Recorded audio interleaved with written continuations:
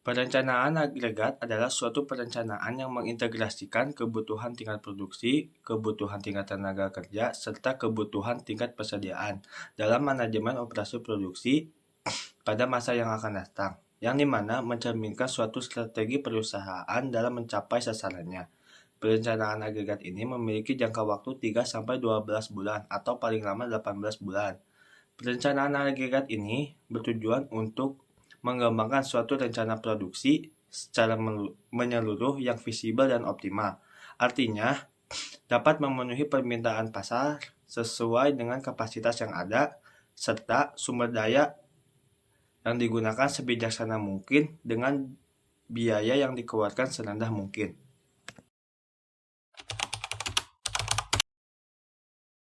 Metode perencanaan agregat. Yang pertama adalah metode heuristik, dalam kurung trial and error. Metode heuristik adalah suatu metode yang digunakan untuk menyelesaikan suatu permasalahan dalam pencarian dan digunakan untuk menentukan solusi yang dapat dibuktikan dengan benar. Adapun tahapan-tahapan pada metode heuristik, yang pertama menentukan permintaan pada tiap periode, menentukan berapa kapasitas yang diperlukan, menentukan biaya baik tenaga kerja, persediaan, dan lain-lain, kemudian mempertimbangkan kebijakan perusahaan yang dapat diterapkan pada pekerja serta persediaan. Yang kedua ada metode optimasi. Metode optimasi adalah suatu proses analisis dan perhitungan untuk mendapatkan solusi optimum atau nilai efektif yang dapat dicapai. Agar metode ini dapat diaplikasikan, kita harus memformulasikan persoalan perencanaan agregat sehingga kapasitas tersedia atau supply dinyatakan dalam bentuk kilogram yang sama dengan kebutuhan. Kemudian, total kapasitas horizon perencanaan harus sama dengan total kebutuhan peramaran. Kemudian, semua hubungan biaya dinyatakan linear.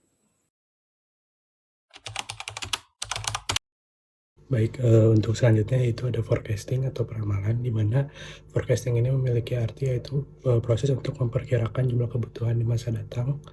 Jumlah tersebut meliputi dari ukuran kuantitas, kualitas, waktu, dan lokasi yang dibutuhkan dalam rangka memenuhi permintaan barang atau jasa. Sedangkan menurut Heiser dan Render, untuk mengkaji kebijakan perusahaan yang berlaku saat ini dan pada masa lalu, serta melihat sejauh mana pengaruhnya pada masa depan. Nah, forecasting ini memiliki tujuan yaitu untuk mengevaluasi kebijakan perusahaan yang diambil saat ini atau di masa lalu dan melihat pengaruhnya di masa depan. Lalu untuk memperhitungkan estimasi time delay atau penundaan waktu dalam pembuatan keputusan bisnis dan waktu untuk implementasi kebutuhan bisnis. Selanjutnya untuk tujuan untuk dijadikan dasar atau alasan dalam mengambil keputusan atau mengambil rencana, dengan begitu rencana bisnis dan keputusan menjadi lebih efektif. Lalu selanjutnya, forecasting ini memiliki fungsi yaitu untuk memprediksi masa depan perusahaan, memenuhi permintaan konsumen, antisipasi perubahan tren pasar, dan yang terakhir untuk menjaga keuangan tetap stabil.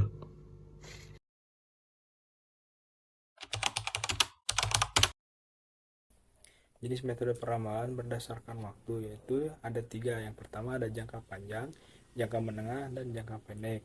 Yang selanjutnya itu ada peramalan berdasarkan fungsi dan tujuan. Yang pertama itu ada general business, sales forecasting, dan demand forecasting, dan yang terakhir itu financial forecasting. Dan ada juga peramalan berdasarkan ketersediaan data, di mana ada 2 yaitu berdasarkan metode kualitatif dan metode kuantitatif.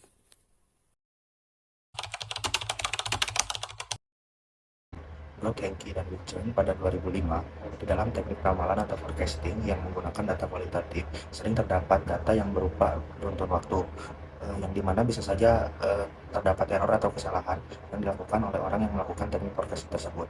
Maka dibutuhkan metode-metode yang mengukur seberapa besar kesalahan atau error, yang dimana metode ini dilakukan untuk mempertimbangkan kembali sebelum membuat keputusan. Rencana produksi merupakan serangkaian aktivitas untuk merancang strategi produksi barang atau jasa.